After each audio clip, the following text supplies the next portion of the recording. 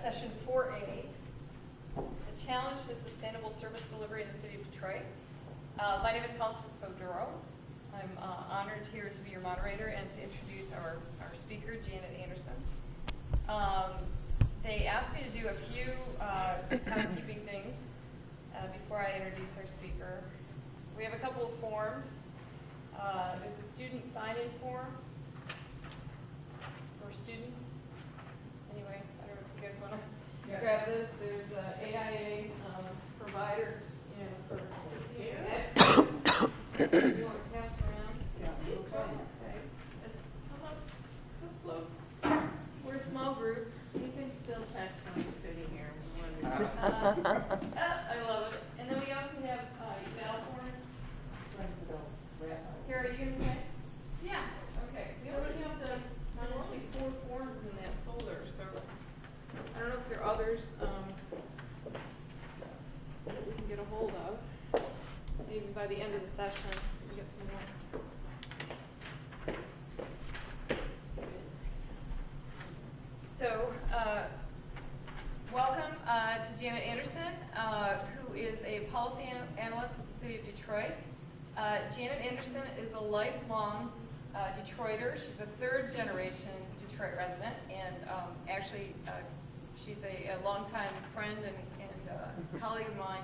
And I know that she's publishing a book on this very soon, coming out about the 3 generations of her family in the city. Janet is a PhD in urban policy analysis from the University of Maryland, and she's worked in the city of Detroit for 20 years. She's also taught at Wayne State University as an adjunct in the urban planning department for more than a decade, and is published as a policy analyst as well as a creative writer. Her recent professional works have appeared in publications ranging from State and Local Government Review in 2010 to the Michigan Citizen in 2009, the Government Finance Officers Association, Government Finance Review, among others. Her City of Detroit career has included the Budget Department, General Services Department Administration, and various official city restructuring efforts. Janet's life work reconciles the declining sense of place and community in Metro Detroit. She volunteers for numerous causes and is a frequent lecturer and commentator on local matters. So, welcome, Janet Anderson. Thank you very much for that welcome. Thank you for staying for the session today. It's such an important topic to me. I appreciated that Lawrence Tech would host a conference on this subject. It's something we need to be discussing in our whole country, top to bottom. And of course, when you live in the city of Detroit your whole life, work your career there, you're confronted on a regular basis by the results of unsustainable systems. And I think that's what draws me to the subject, something I have been working on for really most of my career with the city. I'm wearing a couple of hats today. As Constance mentioned, I just changed roles from the General Services Department to really the mayor's office, working under the state's consent decree. And so I've got some examples really from wearing both of those hats that I'm going to be including today. What I really want to focus on, and I'm always looking to have my understanding increased, is really how do we understand sustainable service delivery and take it from that platitude, that moral level, to something practical. Really then I would want to go through in some depth what it really means to provide services, public services in a jurisdiction. It's more complicated than most people realize at first brush, so I've got a lot of detail on that. I've got General Service Department, humble but proud efforts, and I've got a few city initiatives I'm going to conclude with in my presentation today. Look, I put this up here not to cause you to leave late on a Friday, but to really ask you to think in 2 ways about sustainability. One is a long view. When you start to analyze the cycle of decline in Detroit, you can't say Kwame Kilpatrick administration.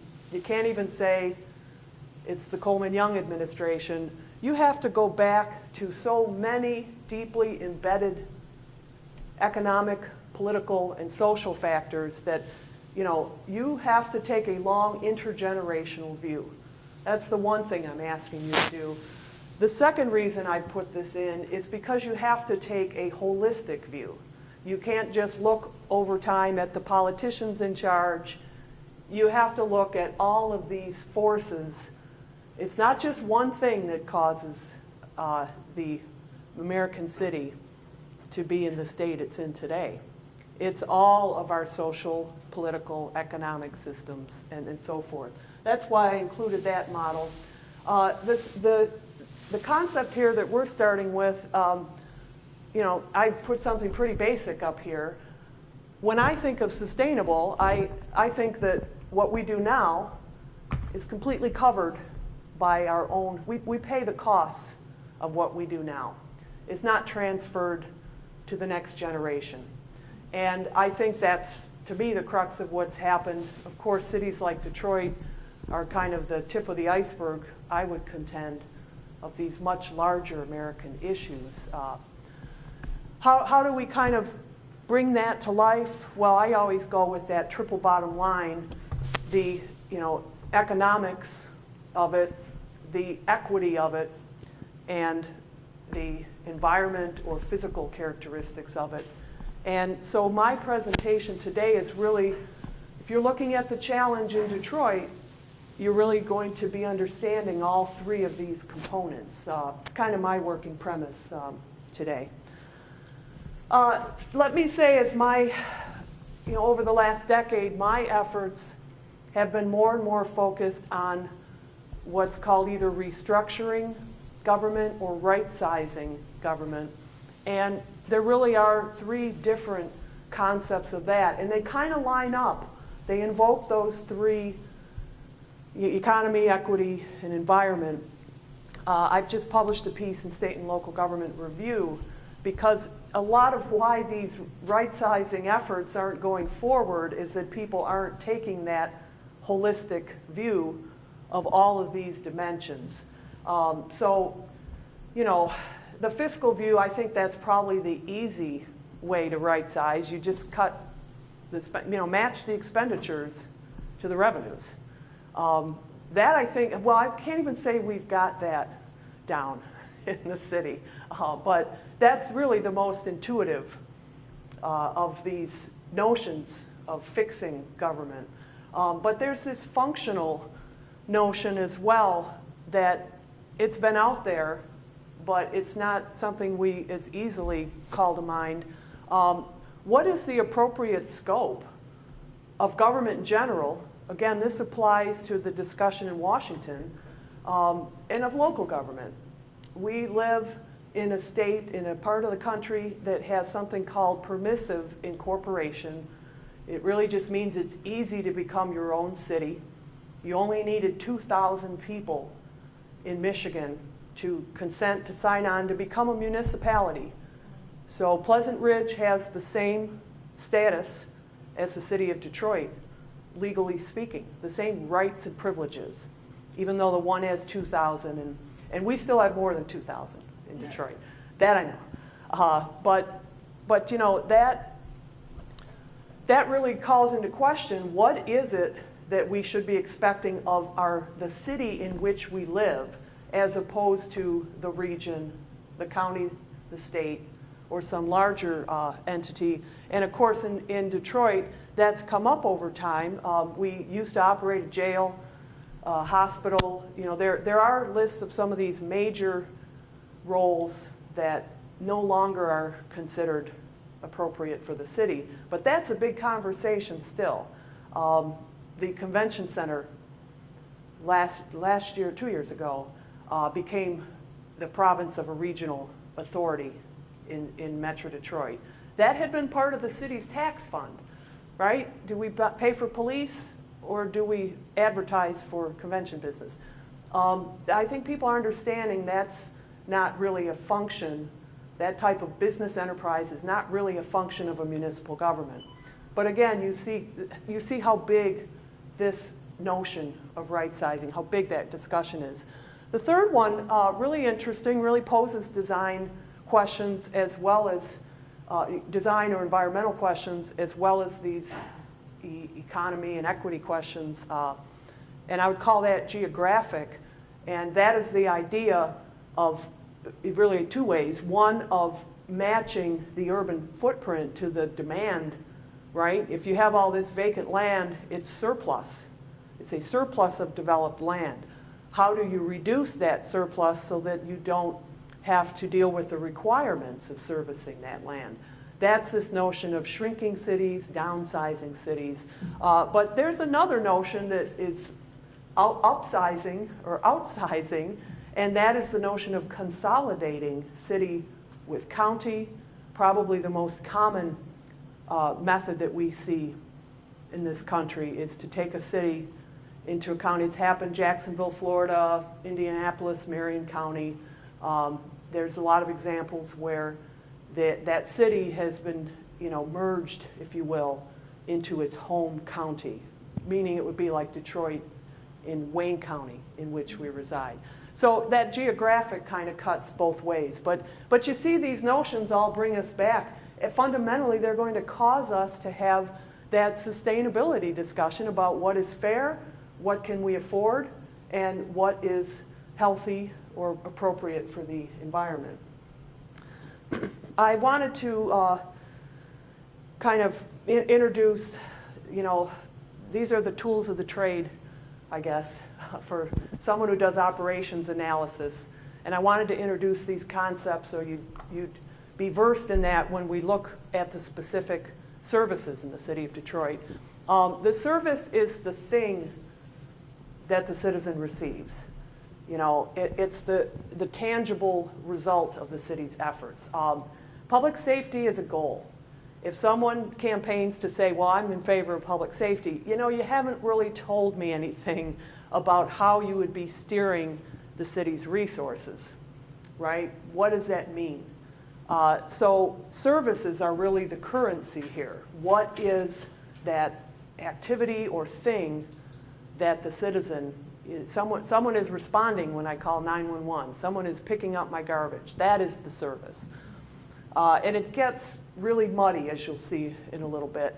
The program is how you organize it. There's a whole discipline, public administration, that spent 100 years really sorting out the different ways to organize your efforts, to turn resource inputs into processes and an organization that will deliver those services.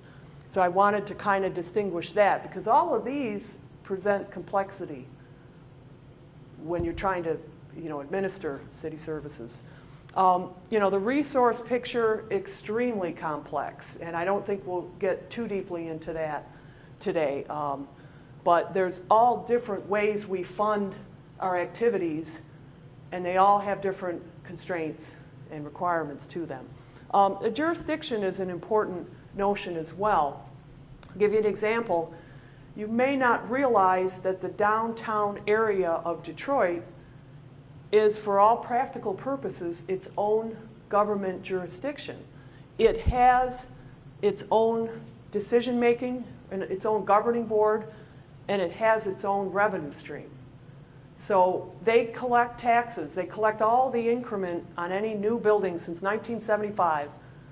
Anything that's happened downtown goes into their pot of money that they decide what to do with. And I must say, downtown's never looked better in my long life in the city. So it presents an interesting idea, though. How much does that benefit the neighborhoods in which I live, and others of you may live as well? So this notion of a jurisdiction is complexity as well, because who does what for whom? It's always part of this discussion. So I did some work. It feels like forever. I feel like I've been doing and redoing this, in my career. But there are 100 different services that the city of Detroit provides to a typical neighborhood. I didn't say we do them well, to clarify that. But if you understand that service that I just described, that this specific thing that people receive, you start to see how from the standpoint of an administrator trying to make improvements, trying to deal with declining resources, it gets complicated quickly. These 5 categories, I think it's pretty intuitive. You know, the physical infrastructure around you, you know, codes and enforcement of that, emergency response activities, quality of life, planning activities. Just to kind of get you thinking about that, if I asked you what physical infrastructure, I've showed you 2 pictures from the 1950s. A lot of Detroit neighborhoods look exactly like this today. What services does this, you see them, some of them right away. On the left picture is your typical mixed use, you know, residential block with, there's a beer garden in the middle that somebody lives above. You see the sidewalk coming down the street. The picture on the right, you can see utility poles. That picture is a vegetable processing plant, so, you know, I'm sure there's a whole area where their garbage is kind of all over the place. You see sidewalk, curb, and it's kind of an old picture. You can't really see the street treatment.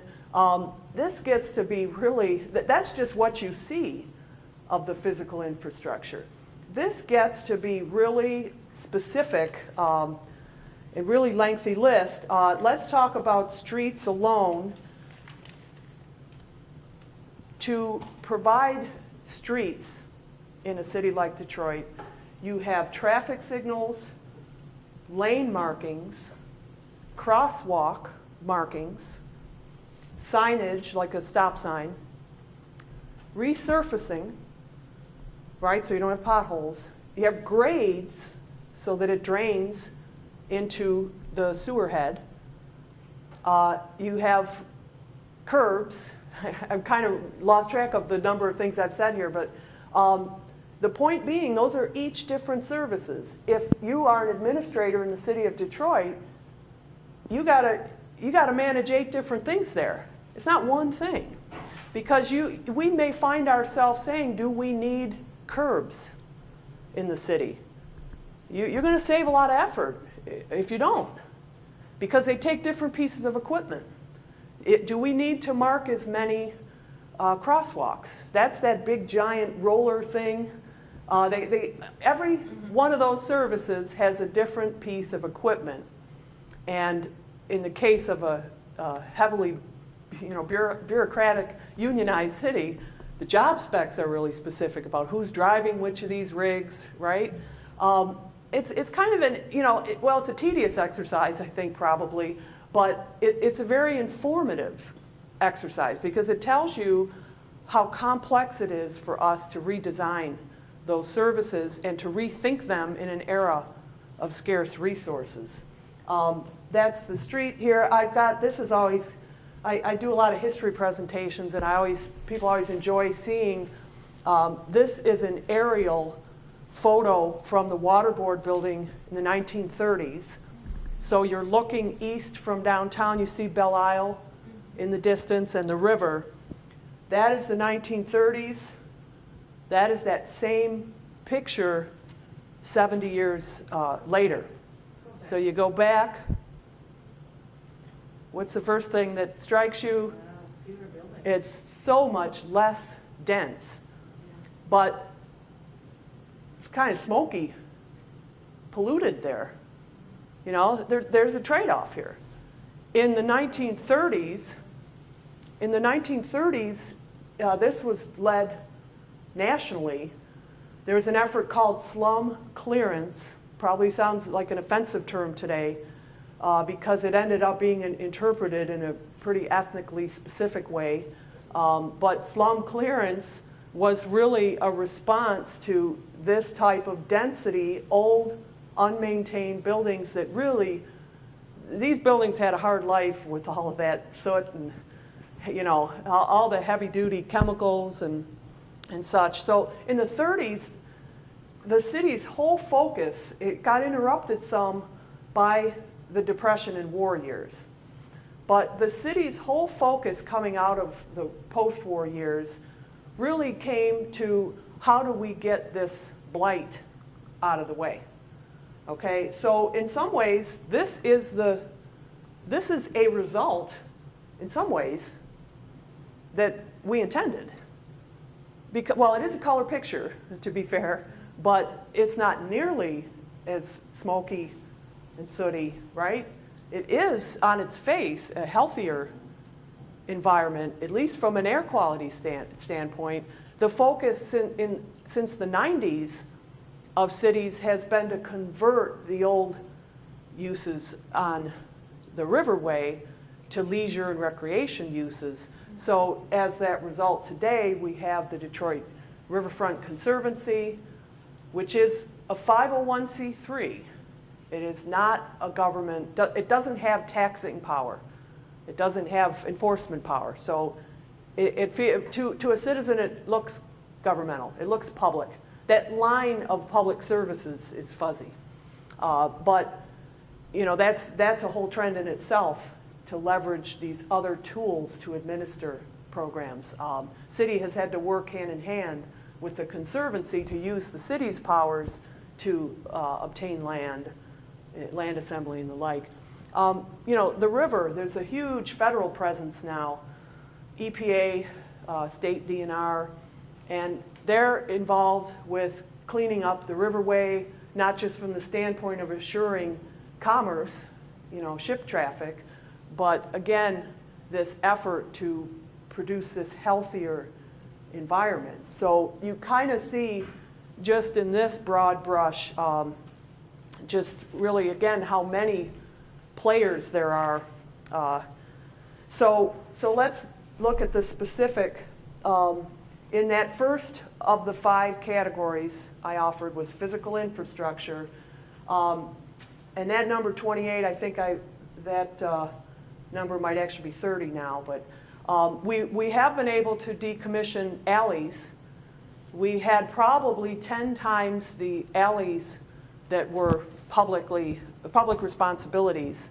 You know, by say the 70s, we started to decommission them, and in most cases to just close them off, let them grow over and the like. But other than that, this is pretty much, you know, the kind of stuff that we've had for 100 years. So the first question of trying to rethink the city's problem of delivering services is really, do we need all of these things? Do we need this much physical infrastructure? I do occasionally get out north of 8 Mile, like today, and it is interesting to see the suburban footprint. Not as much physical infrastructure, right? A lot of these things, there aren't the markings, the curbs, and so forth. Yeah, refuse collection, another interesting thing that's evolved over time as we've tried to produce this healthier environment that's kind of become a cultural standard, a cultural goal. It's not just picking up the trash. You know, the Corville is the city's weekly dumpster method. You know, bulk items that don't go to our incinerator. Scrap tires have other federal regulations. You know, I could just kill you with the details here. I mean, it's really quite an elaborate story. So that's the category of physical infrastructure. I also was going to highlight regulatory enforcement. You know, the photos that I showed you with the vegetable processing plant right next door to where somebody lives, or, you know, the late night beer house, you know, right next to where the kids are sleeping, you know, that's something today that a lot of people just don't find that acceptable standard in a residential area. There's so many dimensions of that of why we have the codes, but do we need to have them? In some ways, is Detroit the libertarian dream? Is Detroit an opportunity to be the libertarian dream? where you're not regulated. I'm not advocating, I'm inviting people to think differently about this issue. Would the city be more or less sustainable if it didn't regulate? We have this complex set. I want to say there's 13 different inspection operations in the city, and a lot of it has to do with these complex skill sets that each one requires. You really can't just send out, the building guy, at least the way our staff have been developed and trained.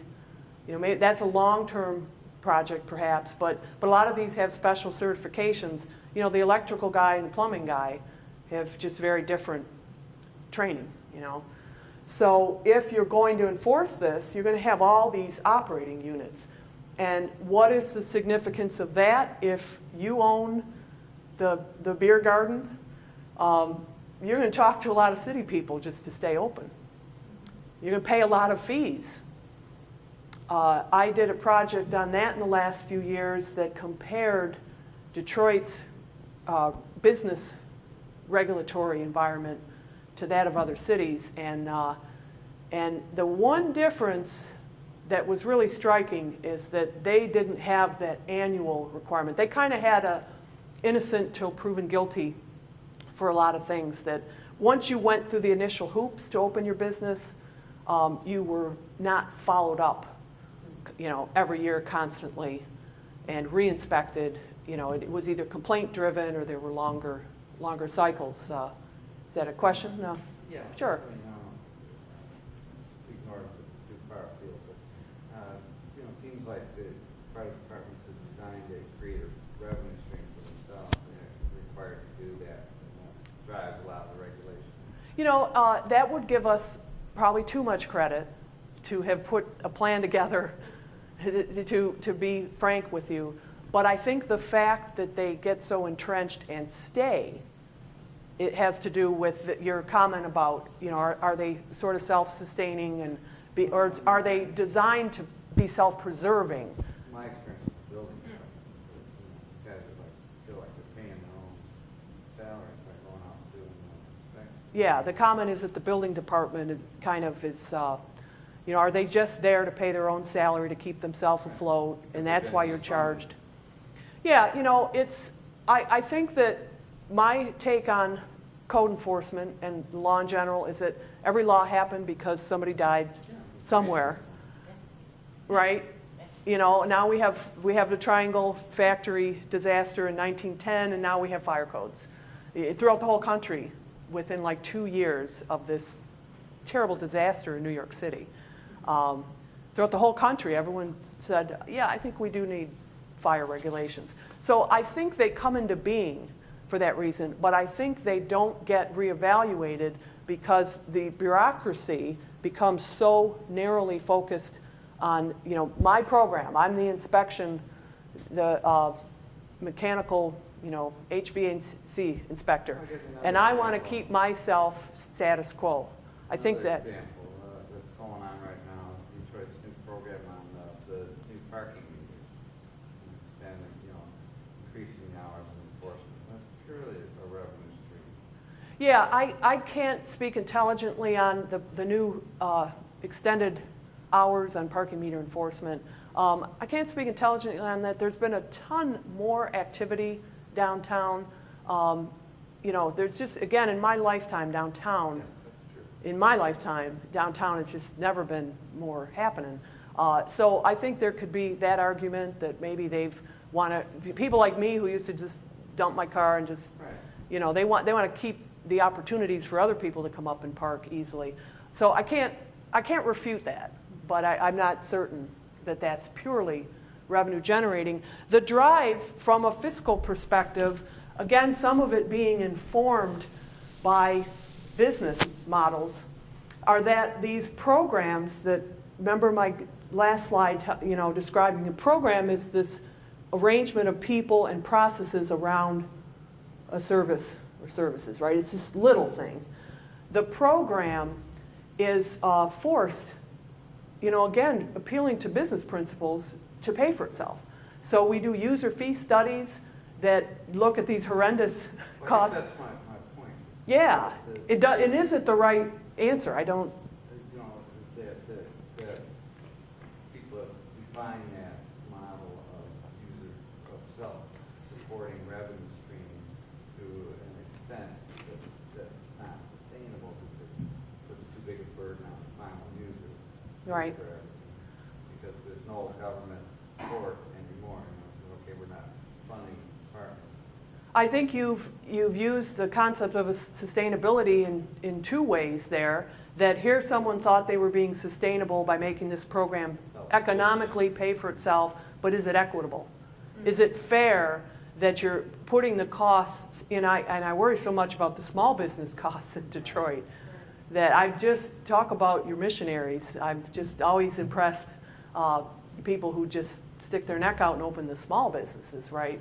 And is that fair to them that they're paying the whole burden of this development that they're providing in their area? I think your example is a perfect one about this challenge that people are invoking different concepts of it.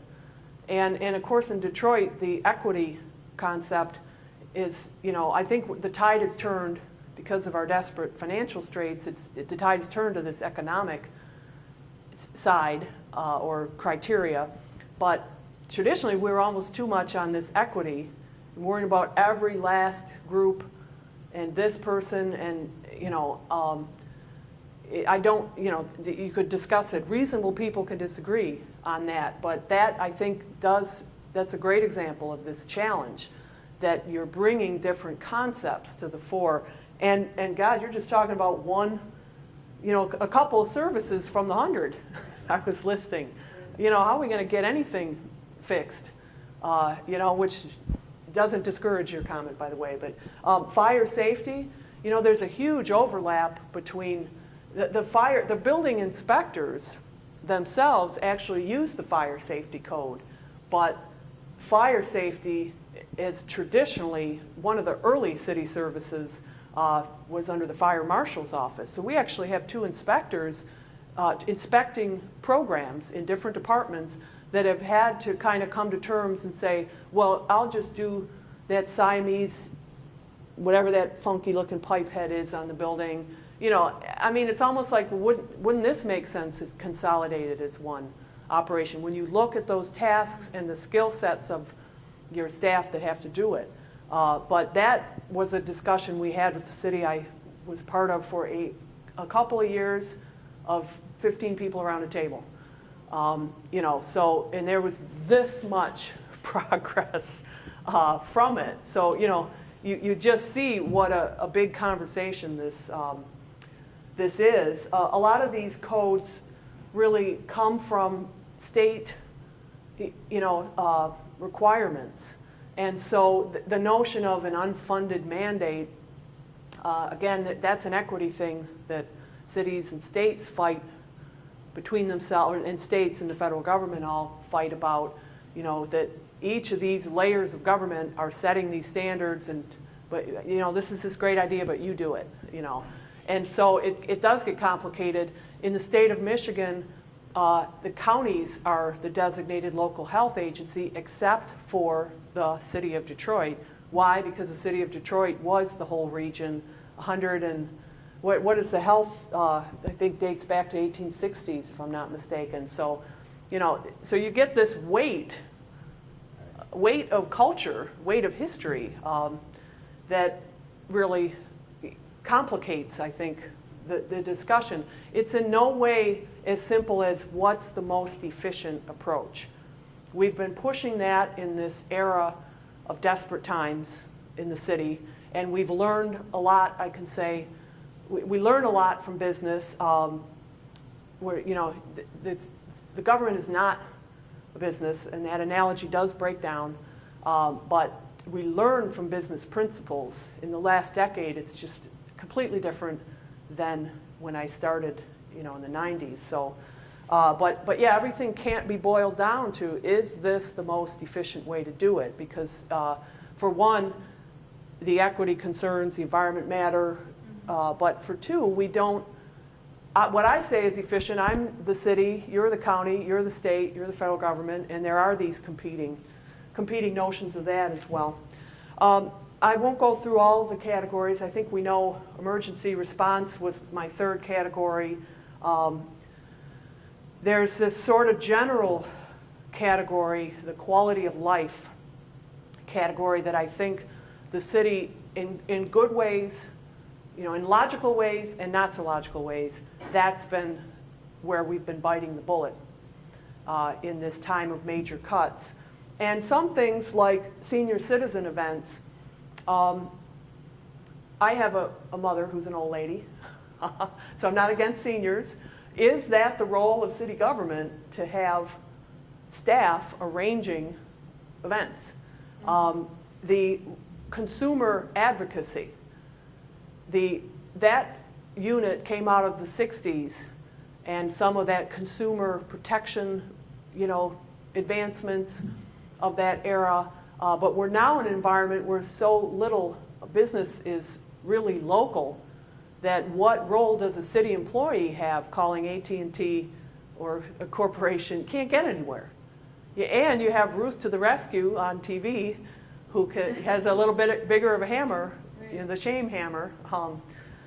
So I think in this category of these amenities that were provided, and running a business, well, parking meter enforcement, is that business development? Yeah, I don't know what category you want to put that in. Parking garages is a business, and the city constructed parking garages about 2 decades ago downtown when there was little interest.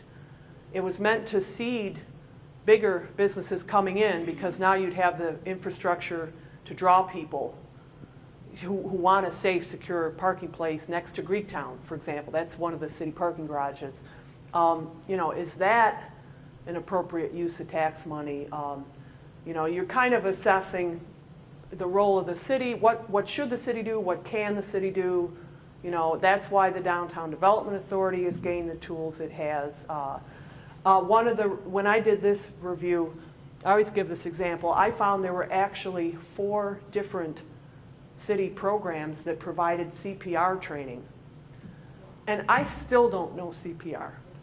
I've lived I need to learn CPR. 4 different city agencies had kind of assumed that, or units. 2 were in health, 1 was in fire, 1 was in EMS. And again, I'm talking about training. I do want EMS to know how to do CPR, but they don't need to offer the training and certifications to the public.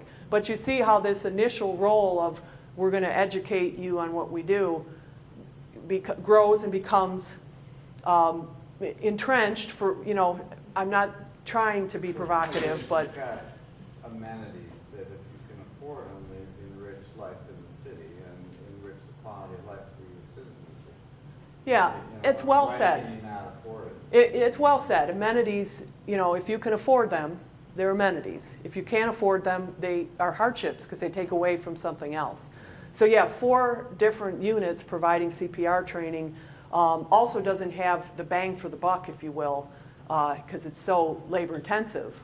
I don't know if it's 1 on 10? I don't know how many people can you train at a time, but kind of an interesting thing. And of course, you could have this conversation as well. Reasonable people can disagree. I only ask that people think, again, long view and holistically. It's not just efficiency, it's not just equity, and the environment. Can you really put a price on some aspects of the health of our physical environment? That's an issue we'll face a long time in Detroit under the brownfield area, that some of this land was damaged for so many generations by the concentration of heavy chemicals in an era where they weren't really regulated and protected. Yeah, I could go on about that one. Let me say this about, again, how do we figure out how to take care of our neighborhoods? The parcel is this basic unit. So if you say, hey, you can clear a block, there are blocks that have no more structures visible on them. Well, it's legally these defined plots, these sub-geographies on the block that are the tool used to steward it. A parcel is really how the taxes are supposed to get paid and how the responsibility is supposed to be assigned. So if I see a whole block, you know, there's 6 of these areas, I just see a vacant block and I want to ticket it, I got to find the owner of that. And I got to determine it was on the 3rd one, not on the 4th one, and so forth. This, I think, is where the analogy breaks down, by the way, between running a business and running a government. In government, our customers are also service providers. Our customers, the people who own homes, own parcels, if they don't maintain them, the city has to. They are providing a service to the people on that block. So that's the complexity that's where you can't really just run the city, you know, like a business. And think of it, it means that you've got to have, if they're providers of services, they got to be on board, right? You got to get people, that was Dennis Archer's first mayoral address was, you know, I'm going to get you to sweep your streets or shovel your snow. That's 20 years ago now, I don't even know if I remember it, but, you know, it sounded, some people thought, oh, it's so simplistic. But I think it was just this call to the partnership, if you will, that it's not just warm, fuzzy hand-holding community organizing. It's getting people to step up to this level of stewardship. And again, I think it's an important point. That is the difference between business and government, in my estimation.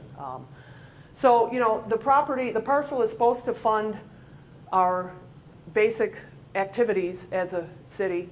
And I actually think I didn't update this data. I am probably a year or 2 old with it.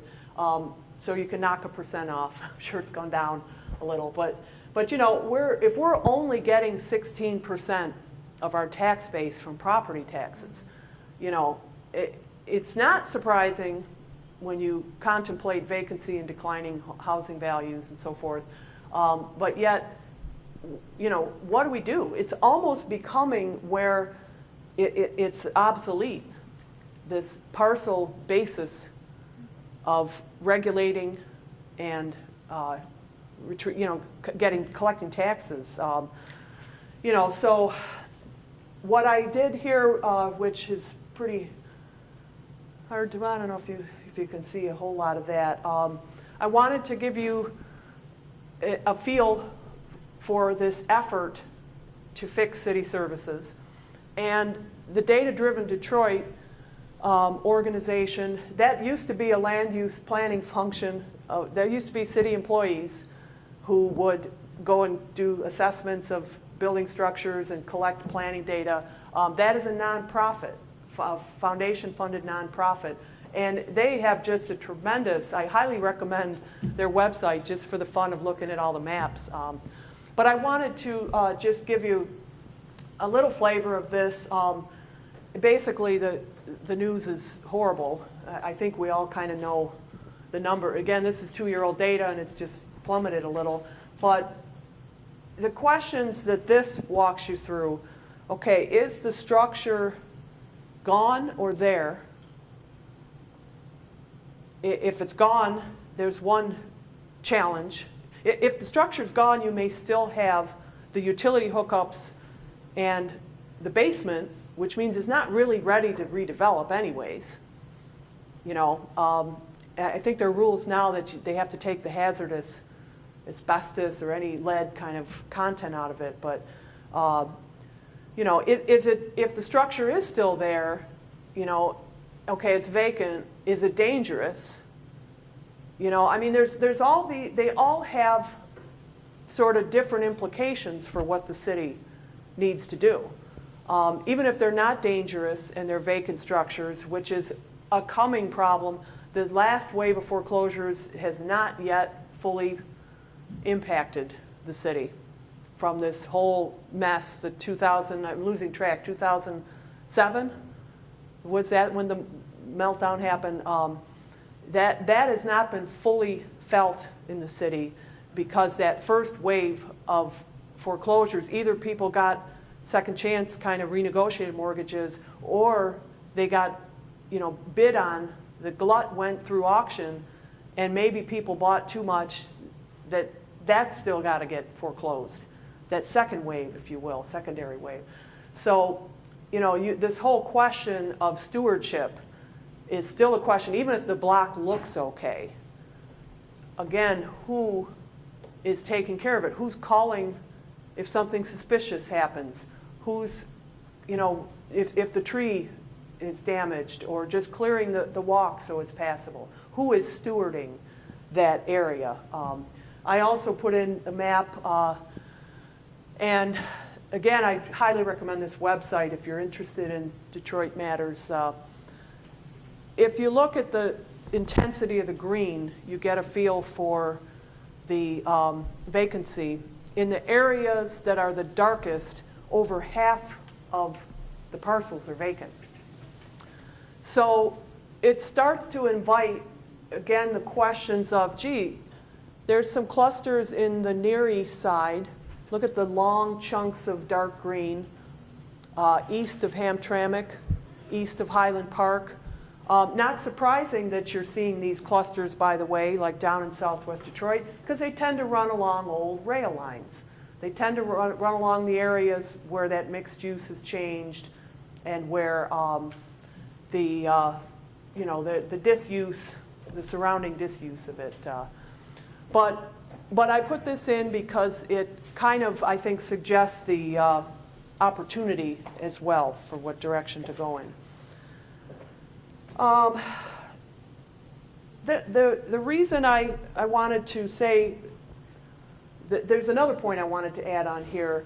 It's not just, if I haven't bogged you down already with the city's own internal troubles, I want to complicate it and tell you all the other overlapping jurisdictions that my tax bill has 7 lines, might even have more lines on our property tax bill now.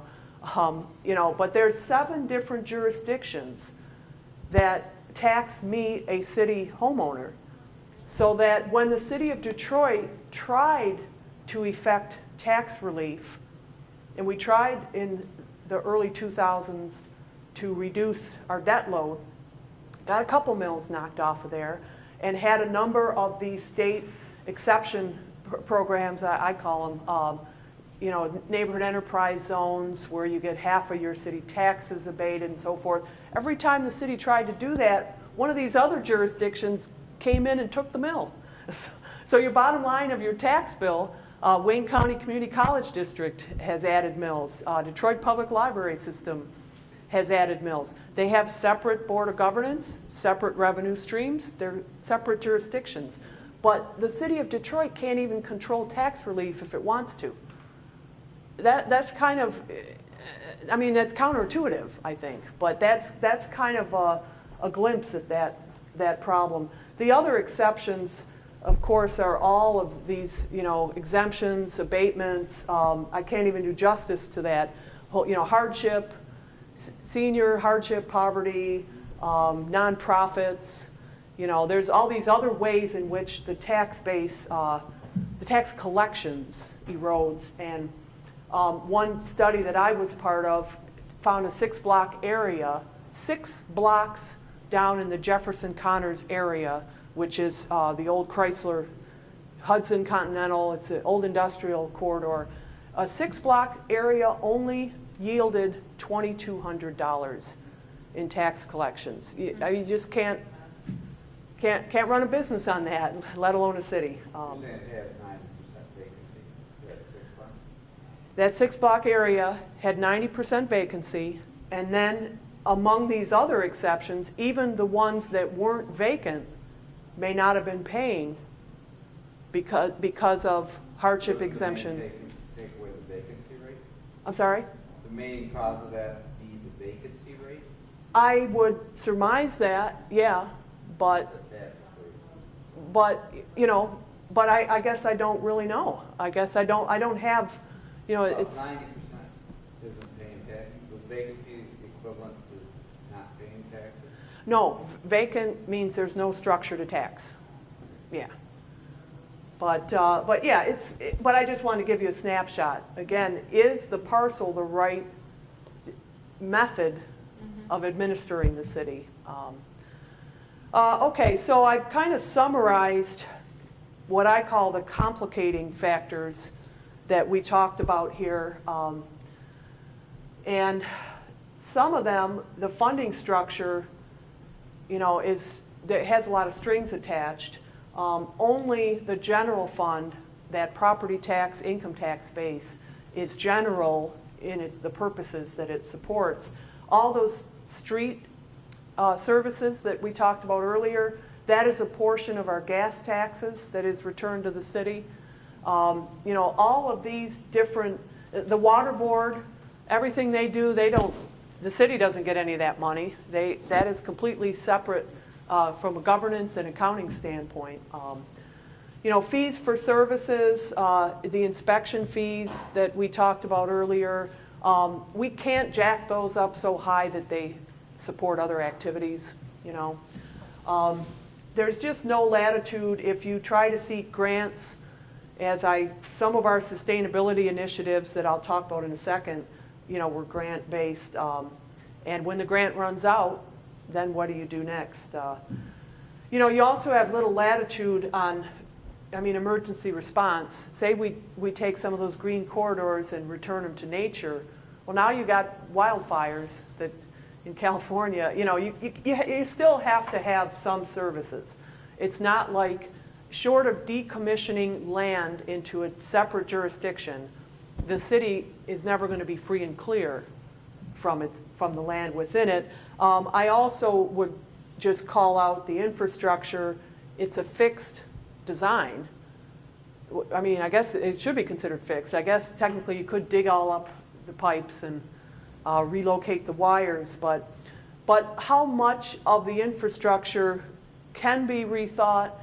You know, I think that long list we talked about earlier, I think there's room for that conversation. I think it would be an interesting exercise for the design studio. Maybe it is something that you're already thinking about, but really to reimagine, you know, the city is an urban place, so it has that mix, it strives for that mix of uses. That's what I mean by an urban place.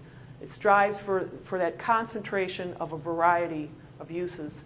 But is there a way to have that is a lower maintenance footprint? I think that's the challenge. And when I half joked about the libertarian dream, only a half joke, that's where you get into, maybe you can have these zones where they have to have a paved road. When my grandma got to Detroit in 1915, I think of what a shock it must have been for her in the following decade to see all the ground cedar paved over into concrete and all the trees and the green space that were lost as people flooded into the city. At that time, it's interesting to think that maybe she had the same shock on the upward development trajectory. It still was a tremendous change from what she came into, the same shock we're having now. But yeah, what latitude do we have on that?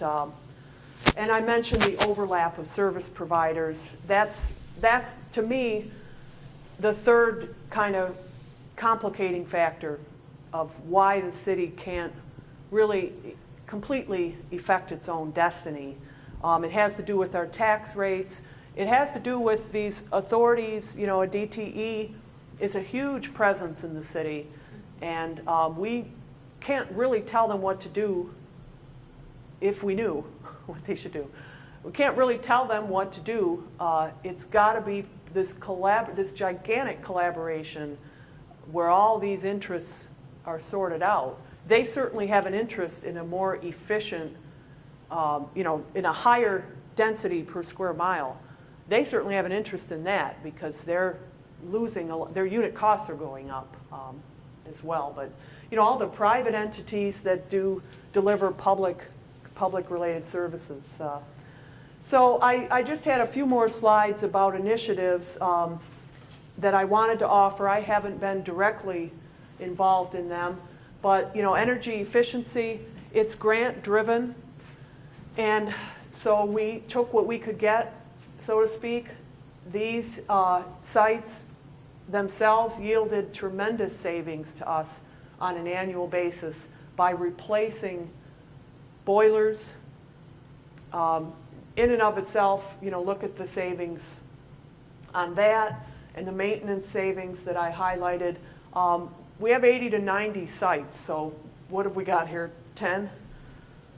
So if they come up with some more grants, but that's kind of part of the challenge. If you're on the grant, you kind of go the direction they ask you to go, and then how do you sustain, fiscally, how do you continue the effort? Another initiative of the General Service Department, which has really been very visible, very interesting, is to take selected parks and try to restore them, ecologically speaking. Not just we want to save manpower cutting grass. It isn't, I swear it isn't just that. It isn't just that. But take the Rouge Park. There's a huge space in the Rouge Park that you do save the mowing, but you're also doing these things that people who know about this stuff say are great. I don't really go into invasive thistle if I don't have to, but You get birds on the side if you go in there. is that what it is? Maybe I do know what it is. No. The birds on the side. Yeah, well, you don't know either. Yeah, so, but restoring the prairie and restoring the health of that riverbed, these are longer-term goals. We all know it from those pictures we saw earlier. The 1930s East Side was a smoke-covered space. We know. It's so incremental. How can you devote the resources when we're in such a desperate short-term frame of mind in the city? How do you devote the resources to make what is long-term, what pays a long-term benefit, like restoring a watershed?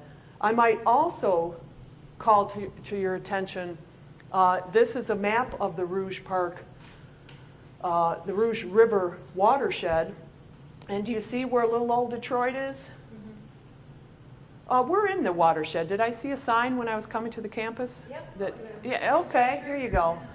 Well, so say Detroit is the only one trying to restore the health of the Rouge River. Wouldn't that be a switch? Say we're the only ones committed to it.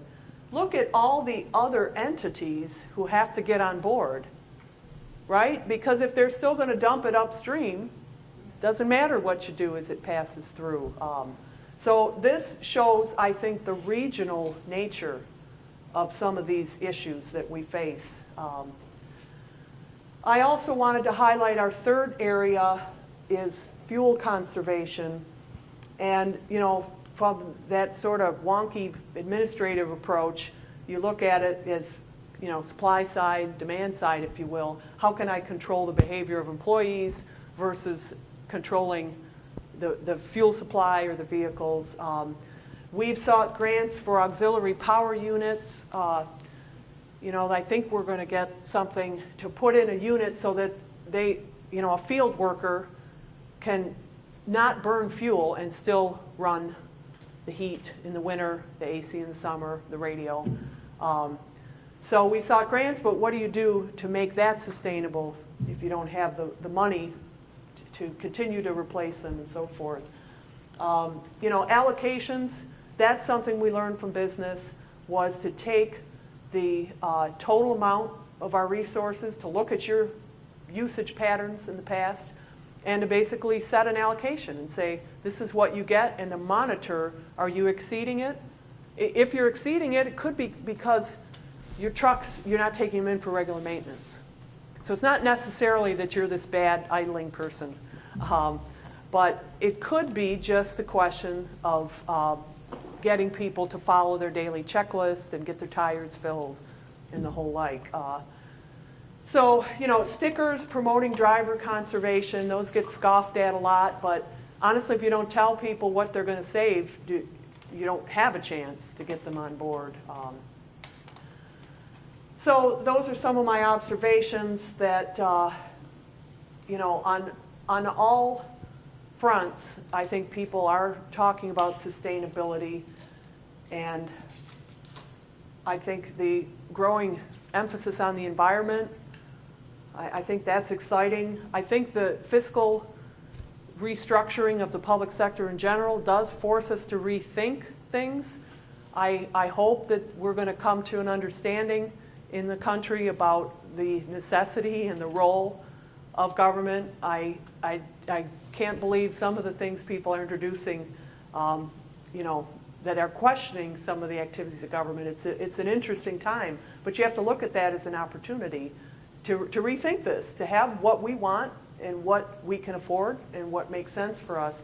I don't know that equity, I don't feel quite as optimistic, if you will, that this criteria, if you look at that from the standpoint of this growing number of people who just are marginalized from the mainstream, which of course when you spend your life in Detroit, that's part of your worldview.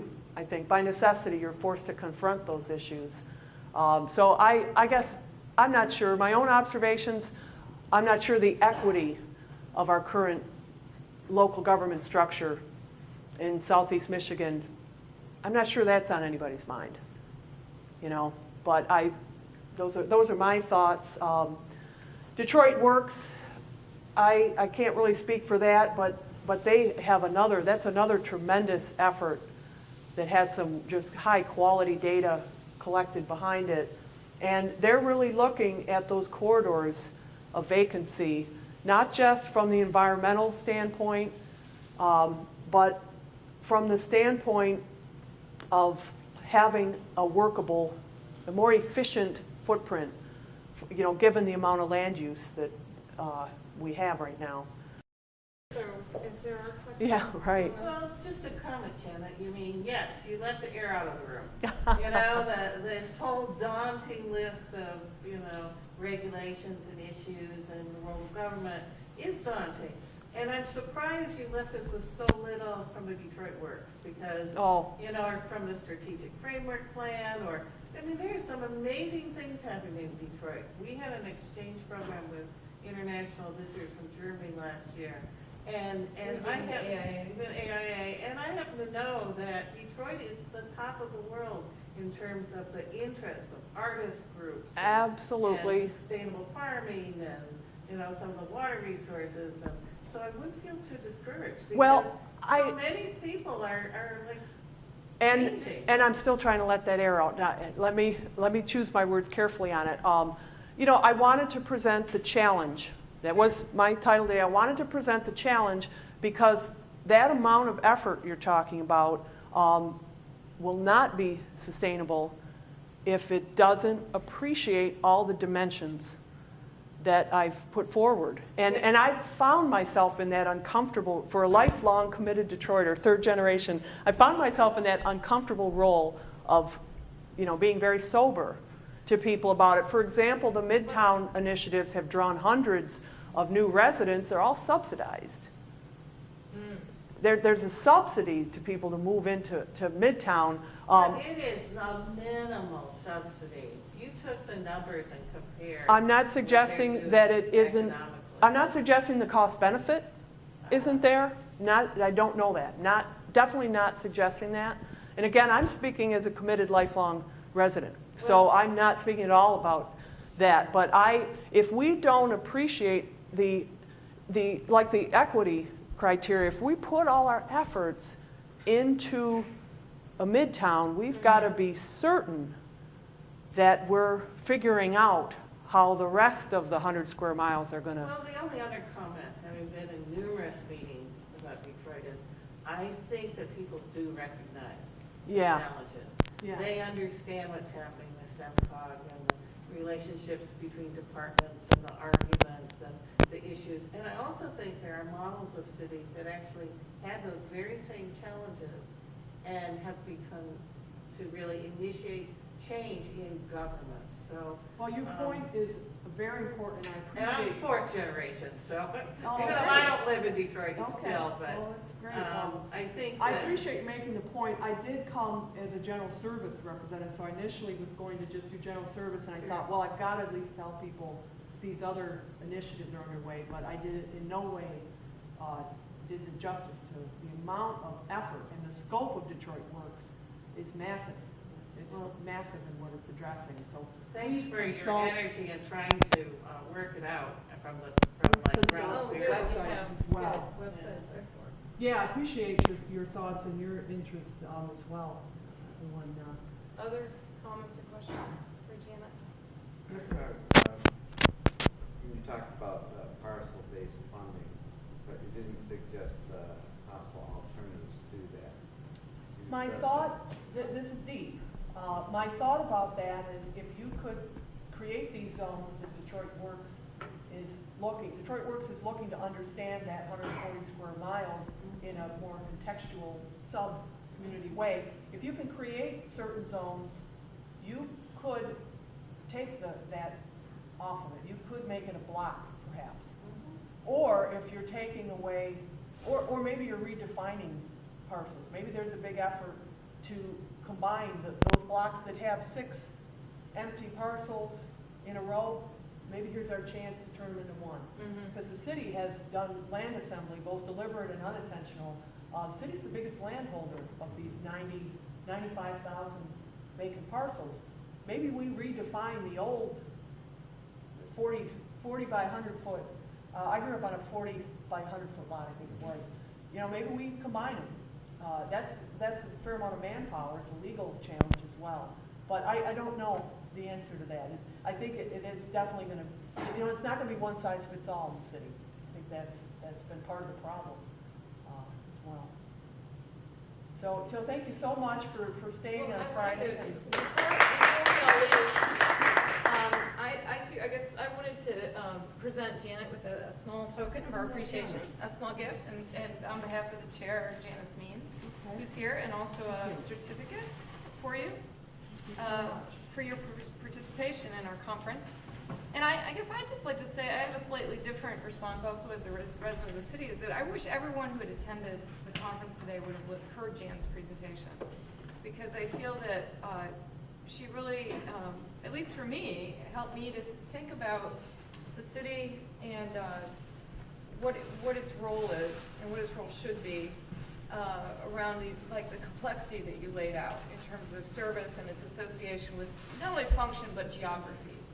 Yeah, I think there's a big regional question that begs to be had. Absolutely. And that's where I keep going with all these jurisdictions. I also think we have to question these, sacred cows, if you'll forgive my calling them that, of the zones, these where you get an exemption and the guy next to you doesn't. There's got to be some cost benefit criteria. But and I also, I'm sorry? You mean the economic zones, the development zones? Yeah, there's all different. Renaissance, NEZ 1, 2. I can't even. I should have probably had them there, but yeah, I definitely think it's a big. Definitely invites. well, and I greatly appreciate you reminding us of that third bottom line of equity, because I think that is something that often gets neglected. Yeah. And when we talk about sustainability, and particularly in a city where a third of our population lives in poverty, Yeah. and we have so many other challenges in terms of, the citizenry. I think, yes, the downtown, midtown, they get the press, but we have to remember that the city is, And I love. have sustainability without equity. absolutely not. I agree. Right. Clearly, I'm not sure that holistic conversation, is As part of always. Detroit Works, you don't think so? Well, again, it's Or all. the Sometimes it CDS is. people? Sometimes it is. Sometimes it isn't. Yep. Interesting. Yeah, I don't mean to paint any. If anything, the complexity is that there's so much. And I guess I'd say we're still, the bottom line, we still get people to sit down and talk to each other. Really communicate from these different pieces. Well, but which people? Who's actually People participating? buried in the bureaucracy of the city, people all Well, these very. and I think that's a big question about who's actually I participating in gave these processes. a similar presentation to the Charter Revision Commission's convention. They held a big convention that had a couple hundred people. And I gave a similar presentation, and I felt that a lot of it was too complex. You know, I basically focused just on the 5 categories and the constraints on those. And, you know, that, I don't, too complex for the commissioners, I think even. It's a lot, so. So yeah, I appreciate your thoughts and your interest No, tonight. it's wonderful. And make sure I want to get your evaluations before we all run off of the session. But thanks again, Janet. Excellent. Thank you.